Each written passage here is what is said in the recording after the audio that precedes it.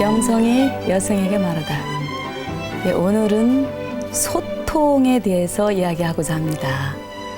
소통은 넘치는데 소통이 되고 있나요?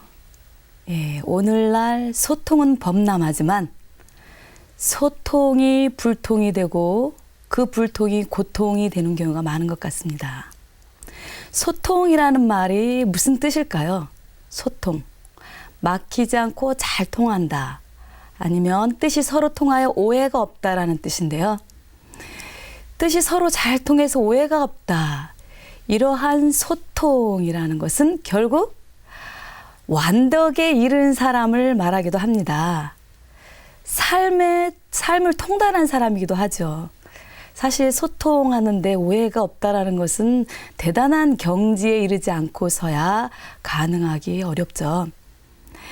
그 하버드 대학 연구팀이요, 72년간, 대단하죠. 72년간 행복의 법칙에 대해서 연구한 결과 삶에서 가장 중요한 것이 인간관계며 사랑이라고 합니다. 사실 72년까지 연구를 할 필요가 있겠습니까? 우리가 살다 보면 우리의 행복이 어디에 달려 있는가? 우리의 관계에 있다고 생각합니다. 인간관계의 핵심은 소통이고 바로 우리 소통의 풍경이 곧 우리의 영성의 풍경으로 연결되는데요. 우리 인간 생태계의 먹이사슬은 관계로 이루어지기 때문에 그렇습니다. 관계를 잘 맺는 사람은 소통을 잘한다. 소통을 잘하는 분은 바로 완덕에 이르는 그런 경지에 이르렀다라고 할 수가 있겠습니다. 여러분이 잘 아는 그 생티쥐베리의 어린 왕자라는 그 동화책을 많이 읽으셨을 겁니다. 여기 이 어린 왕자에서는 이 현대의 소통에 대해서 잘 이야기하고 있습니다. 어떻게 보면 소통의 모든 것을 다 이야기하고 있다고 해도 과언은 아니겠습니다. 그 어린 왕자에서 유명한 말이 있죠. 나를 길들여줘 할 때 길들인다는 것은 무슨 뜻이냐? 바로 인간관계를 맺는 것을 말한다 라고 이야기를 하는데요. 네가 나를 잘 길들이면 나는 너에게 이 세상에서 오직 단 하나밖에 없는 소중한 존재가 될 거야 라는 말이 나오죠. 길들인다라는 말이 그 우리말로는 약간 부정적인 말이지만 불어로는 굉장히 긍정적인 의미에서의 길들임입니다. 관계를 맺는다는 거죠. 진실한 관계는 서로를 특별하게 하죠. 진실한 관계는 그 많은 사람 중에서 나와 관계 맺고 있는 그 사람이 굉장히 특별하게 나한테 다가오는 것이고 수많은 꽃과 나무도 나와 관계를 맺었을 때 특별한 존재가 된다는 거죠. 오늘날의 소통, 무엇이 문제일까요? 우리 인간관계가 최대 행복의 조건이라면 행복하지 않은 이유는 결국 관계에 문제가 있다는 것이고 관계에 문제가 있다는 것은 결국 소통에 문제가 있다는 것이겠죠. 오늘날의 그 소통할 수 없는 이유를 보면요. 일단 첫째는 과연 우리가 서로를 위해서 진심으로 시간을 바치고 있는가. 어린 왕자에서 장미가 그 수많은 장미 중에서 소중한 것은 거기에 바친 시간들이라는 것을 일깨워주죠. 그런데 오늘날 과연 우리가 서로를 위해서 진심으로 시간을 바치고 있는가. 오늘날의 시간 이코르 돈입니다. 그래서 내가 사랑하는 누구에게 생일 잔치를 차려줄 때도 하루 종일 시간을 바쳐서 음식을 만드는 것을 환산을 합니다. 돈으로 얼마가 나올까? 나의 일당이 어떻게 될까? 차라리 식당에서 하는 것이 낫겠다. 차라리 뷔페집에서 부르는 것이 더 낫겠다. 라는 결론이 나오죠. 그러다 보니 오늘날 우리 소중한 부모님의 생일 잔치도 그리고 잔치 음식도 장례 음식도 결혼 선물도 생일 선물도 모두 돈으로 환산해서 자기의 마음을 대신하고자 합니다. 시간을 바치기보다 시간이 돈이기 때문에 돈으로 환산해서 무엇인가를 바치려고 하죠. 그러다 보니까 우리는 돈이 너무 소중할 수밖에 없는 것입니다. 또 하나는 우리는 더 이상 참을 수가 없습니다. 어린 왕자에서 나는 해지는 풍경이 좋아. 우리는 해 지는 구경하러 가자. 그렇지만 그걸 구경하기 위해서 기다려야 해. 이런 말이 나오죠. 또 오늘날 이 기다림이 우리에게는 못 견디게 만드는 경우가 많습니다. 왜냐하면 모든 것이 참지 않아도 되는 시스템 속에서 우리는 살아가기 때문이죠. 그래서 빠른 것은 좋은 것, 느린 것은 나쁜 것, 이렇게 우리는 판단하게 됩니다. 그래서 휴대폰과 스마트폰으로 내가 필요할 때 아무 때나 사람이나 물건을 호출할 수가 있습니다. 기다린다라는 것, 참는다는 것은 더 이상 나에게는 행복을 위한 기다림이 아니라 고통이고 불쾌함이기도 합니다. 그리고 우리는 더 이상 기다릴 수가 없습니다. 요즘에 그 버스 도착 안내판이 있는데요. 그 버스 도착 안내판에 대한 민원 내용을 제가 한번 읽어본 적이 있는데 이런 내용입니다. 버스 안내판이 없어서 몇 분에 도착하는 안내도 없고 무작정 기다릴 수밖에 없는 게 개인 시간을 너무 허비합니다. 많이 불편하다고 했는데 전달이 안 되는 것 같아 화나서 글을 남깁니다. 라는 민원 내용이죠. 이 내용을 보고 화가 난다라는 이 내용을 보고 전에는 버스 도착 안내판이 없어도 속상하지 않고 불평하지 않고 잘 기다렸는데 이 버스 도착 안내판이 생기고 나서 제 자신을 봤을 때는 그 시간을 알아도 늘 불안하고 초조합니다. 늘 그 안내판을 보면서 수시로 보고 초조하게 기다리는 제 자신을 발견하게 됩니다. 결국 알고 있다라는 것과 모르고 있다라는 차이인데요. 안다고 오는 시간이 더 빨라지는 것도 아닌데 알아야 된다라는 거죠. 더 이상 모르고 기다릴 수는 없다라는 거죠.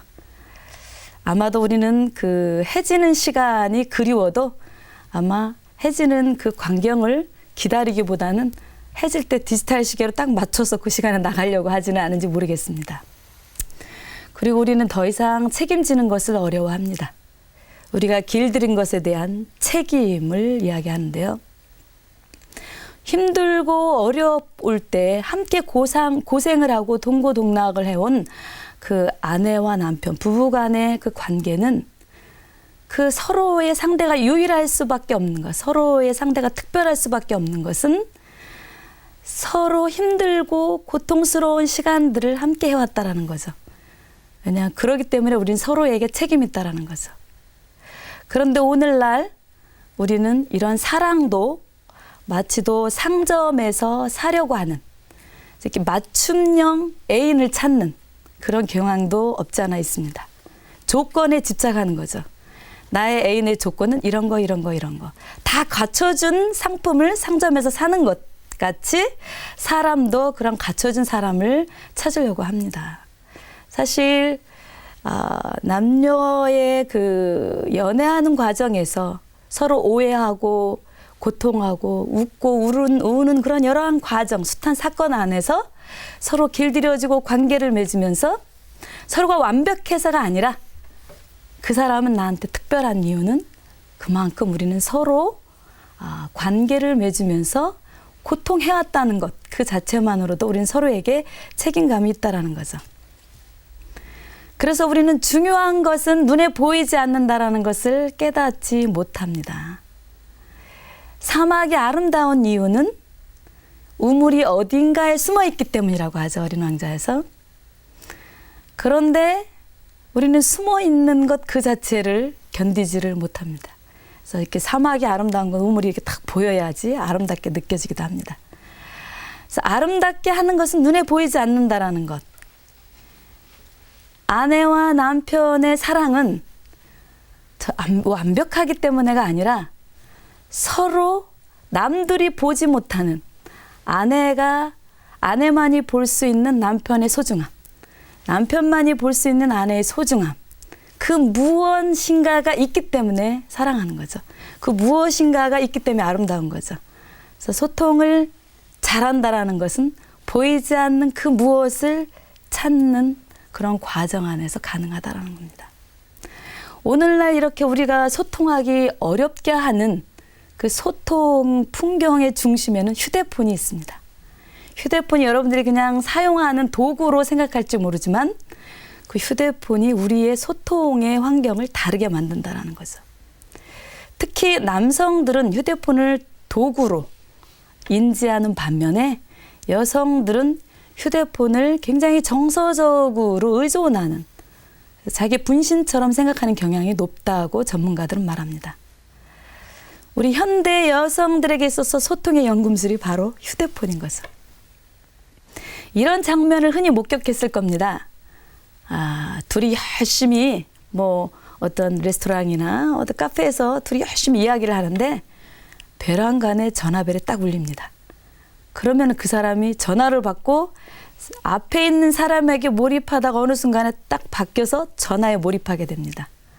그럼 열심히 이야기하던 상대방이 못 적어서 어쩔 줄을 모르다가 자기도 주머니에서 휴대폰을 꺼내서 만지작 하는 장면. 흔히 보는 장면이라고 생각하는데 어떠십니까? 이 휴대폰은 첫 번째는 무턱대고 찾아오는 손님입니다. 아무 때나 받아야 됩니다. 받지 않으면 불안하고 심지어는 죄책감까지 느낍니다. 그 어린 왕자에서는 나를 길들이기만 하면 네가 오후 4시에 와야 한다고 이야기합니다. 그러면 난 3시부터 가슴이 설레일 것이다. 무턱대고 찾아오면 마음의 준비를 할 수 없기 때문에 곤란해라고 말합니다. 예, 우리가 누군가를 만날 때 3시에 만나기로 할 때 2시부터 마음이 두근거리는지 설레이는지 모르겠습니다. 근데 우리 휴대폰은 무턱대고 찾아오는 손님입니다. 시간과 장소 가리지 않습니다. 그리고 받지 않으면 왠지 껄끄럽습니다. 그리고 문자 소리만 들어도 즉각적으로 열어봐야 합니다. 결코 나는 외롭지 않다는 착각을 하게 합니다. 우리는 사실은 그 어느 때보다도 외롭습니다. 그래서 소통을 굉장히 갈망합니다. 그 외로울수록 가짜 전화벨 증후군에 시달린다고 합니다. 외로운 사람일수록 더 전화벨이 울리지도 않았는데 울린 것처럼 착각을 한다라는 거죠. 이게 현대인들의 고독, 피상성을 이 휴대폰은 극복하도록 하는데 그거는 휴대폰이 현존성의 감정을 우리한테 주기 때문에 그렇습니다. 마치 누군가가 늘 내 옆에 있는 것처럼 착각하게 하는 거죠. 그래서 혼자면서도 혼자가 아닌 것 같습니다. 늘 누구와 함께 있는 것 같고 고독하지만 고독하지 않은 것 같습니다. 그래서 현존성의 감정을 휴대폰이 충족시켜줍니다. 또 하나는 우리가 그 휴대폰으로 인해서 굉장히 가볍고 경박한 소통의 그 문화로 가고 있다는 겁니다. 그리고 다변증이라는 말을 많이 하는데요. 병적으로 말을 많이 하게 된다는 겁니다. 그래서 휴대폰으로 인해서 다변증 환자가 많이 생긴다고 합니다. 휴대폰으로 말을 즐기는 거죠. 그리고 거리에서, 공원에서, 전철에서 아무 데서나 창피한 것도 없이 자기 사적인 이야기를 끊임없이 누가 들어도 상관없이 이야기를 합니다. 그러니까 자기 노출을 일삼는 거죠. 또 하나는 그 엔터테인식의 그러한 그 대화, 서로 즐겁게 해주는 대화, 이슈나 정보, 연예인의 이야기라든가 스포츠에 대한 이야기로 서로 정보를 주고받는 대화가 일상의 대화로 되는 거죠. TV를 보고 있다가도 친구한테 금방 전화를 해서 지금 무슨 이거 보고 있어 하고 확인하면서 서로 공감하고 있다는 거 확인하고, 그리고 서로를 즐겁게 해주기 위해서 끊임없이 문자를 보내면서 가벼운 대화로 즐깁니다. 이 자체가 나쁘다라는 건 아니지만 이런 것이 거듭 반복하다 보면 우리의 대화의 모습이 그렇게 되고 대화의 풍경이 그렇게 되다 보면 우리의 정신도 그 모습에 의해서 정복될 수가 있다라는 거죠.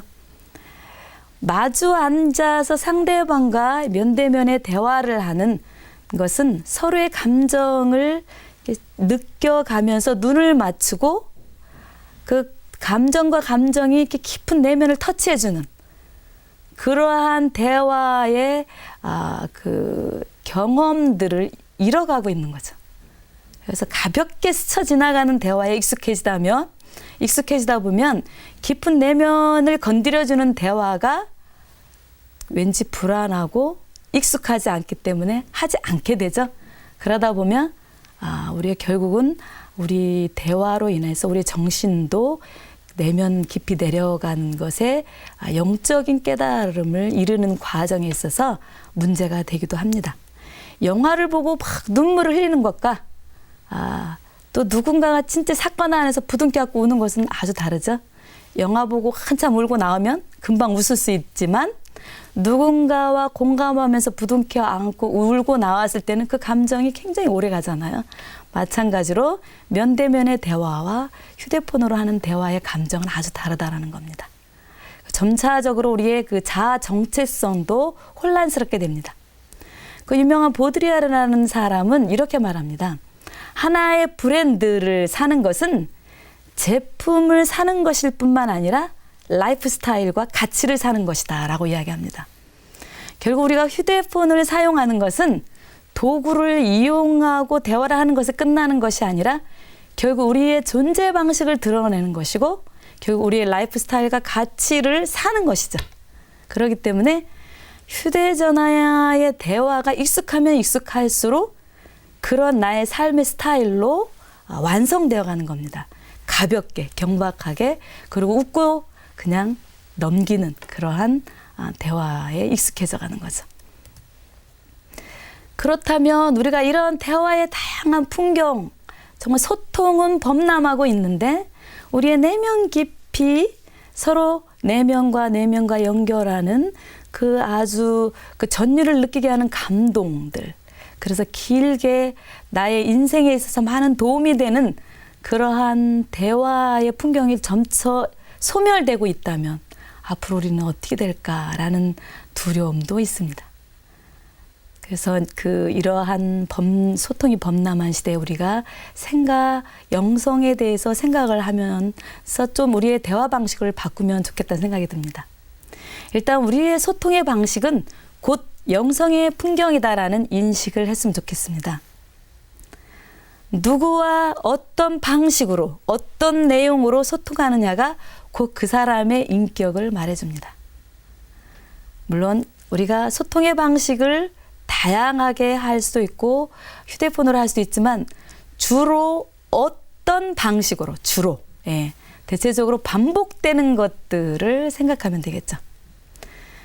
그리고 우리가 진심으로 소통할 때 우리의 본능, 그 욕망의 어둠에서 벗어나게 합니다. 소통은 단지 주고받는 것이 아니고 소통하는 그 대상과 점점 닮아가게 합니다. 하느님은 말씀으로 세상을 창조하셨습니다. 그리고 말씀으로 사람이 되시어 우리를 구원하러 오셨습니다. 말씀으로. 우리 인간과의 소통 안에서 창조와 구원 사업이 이루어진 거죠. 그렇기 때문에 우리의 소통의 풍경은 곧 우리의 구원 사업과도 연결이 된다고 보겠습니다. 또 하나는 진정한 소통은 우리 오감을 직접적으로 체험한 감각에서 온다라는 겁니다. 존 로크라는 사람은요, 모든 아이디어는 감각이나 반성에서 나온다라고 이야기합니다. 또 어린 왕자에서 이런 이야기가 있죠. 어떤 별에 사는 신사가 꽃향기도 맡아본 적 없고 별도 바라본 적도 없고 누굴 진심으로 사랑해 본 적도 없습니다. 그리고 죽어라고 계산만 합니다. 그러면서 되뇌이는 말, 나는 진실한 사람이야, 나는 진실한 사람이야 라고 말하고 있다라는 거죠. 굉장히 의미 있는 말인데요. 꽃향기도 맡아본 적 없고 사랑도 해본 적 없고 별도 직접 본 적도 없는데 나는 진실하다라고 말한다라는 거죠. 과연 진실할까요? 우리가 어떤 사물이나 상황을 직접적으로 체험하고 넘어지고 부딪히고 그런 희로애락을 거친 경험이 없으면 감각도 반성도 없다라는 거죠. 거기에는 진실도 없죠. 단지 듣고 보았으니 아는 것처럼 착각하는 거죠. 그리고 우리는 진실하다고 말합니다. 그래서 우리가 면대면 소통, 사람과 사람과의 소통의 그 소통 안에서 영성을 찾았으면 합니다. 그러다 보면 우리가 화상전화는 어떻습니까? 라고 질문할 수 있겠죠. 언젠가 제 조카가 화상전화를 했습니다. 얼굴 표정과 위치는 마치 셀프 카메라를 찍는 그러한 그 위치를 위에 올려놓고 온갖 멋을 부리면서 이야기를 합니다. 마치 얼짱으로 보이기 위해서 굉장히 노력하는 거죠. 그때 제가 느낀 것이 이 화상전화가 어떤 소통이라기보다는 그 자신이 무슨 광고 모델과 같은 느낌을 저한테 줬는데요. 그 이렇게 사람과 사람과의 직접적인 대화는 서로를 보면서 의식하죠. 그리고 그 사람을 통해서 나를 봅니다. 그런데 화상 전화는 나를 보는 사람을 의식합니다. 이게 다르다라는 거. 사람과 사람과 직접 볼 때는 그 사람을 통해서 나를 보게 하지만 화상 전화는 나를 보는 사람, 그 사람을 의식한다는 거죠. 다시 말하자면 마치 내가 무대 위에 올려진 배우 같은 그러한 그 마음이 든다는 거죠. 그 의식이 많이 되는 거죠. 그래서 무대 위에서 조명을 받는 그런 배우 같은 의식을 하게 되죠. 그래서 둘만의 공간에서 아니면 우리 직접적인 여러 그 친구들과의 공간 안에서 서로의 감정과 감각을 교류하면서 통계할 때 우린 주도적으로 서로를 바라보고 반응하게 됩니다. 그리고 또 하나는 친구, 사랑하는 사람은 결코 상점에서 찾지 마시기 바랍니다. 사랑하는 애인도 친구도 모두 상점에는 없습니다. 상점에서 사는 상품은 어떻습니까? 완벽하게 내가 원하는 것, 내가 원하는 가격에 살 수 있지만 내가 사랑하는 사람과 친구는 절대로 완벽하지 않죠. 서로 만족할 수 없죠. 다만 만들어가는 과정, 길들여가는 과정.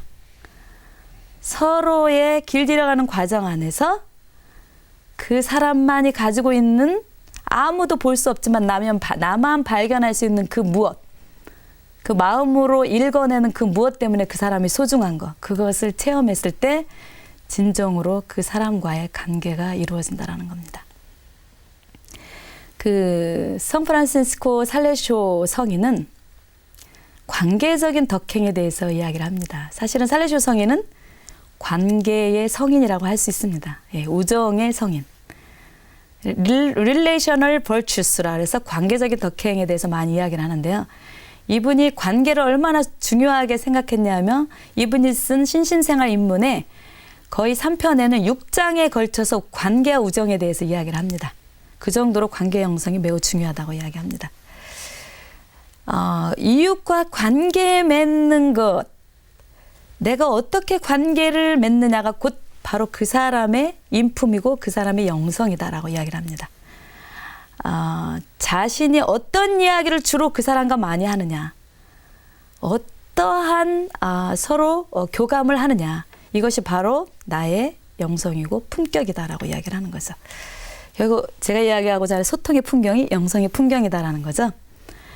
이 살레쇼 성인이 한 이야기는 소통을 욕적인 본능적인 쾌락으로 한다면 동물적인 소통이다라고 이야기를 합니다. 그리고 자신을 위한 목적으로 친구를 사귀거나 그리고 그러기 때문에 자신의 이익 때문에 그 친구의 잘못된 것을 지적하지 않는다면 이것은 죄악이다라고 이야기하고요. 부부간에도 정신적인 통계가 없다면 이것은 너무나 공허하다라고 이야기를 합니다. 그래서 관계는 기본적으로 덕행을 기본으로 한다. 그래서 거룩한 소통은 꾸밈 없는 정직한 언어로 서로 교류한다라고 이야기를 합니다. 그래서 덕행과 선행의 기초 위에 관계 맺기를 즐기라고 권장합니다. 예. 우리 살레쇼 성인은 우정의 성인입니다. 예. 그래서 그 우정 안에서 성인이 되는 길을 찾으라고 권고를 하죠. 마지막으로 우리 살레쇼 성인이 한 말씀으로 기도하겠습니다. 주님, 거룩한 소통은 꾸밈 없는 정직한 언어로 말합니다. 명령하지 않고 단지 덕행과 선행의 기초 위에서 관계 맺기를 원합니다. 주님, 제가 오늘 일상에서 어떤 방식으로 무엇을 어떻게 나누었는지 성찰하게 해주소서. 그리고 바로 그 나눔의 소통의 풍경이 저의 영성의 풍경임을 알게 하소서. 제 자신의 이익을 위해서 친구를 사귀는 일이 없고 그래서 상점에서 친구를 사듯이 그렇게 관계를 맺는 것에 익숙하지 않게 하소서.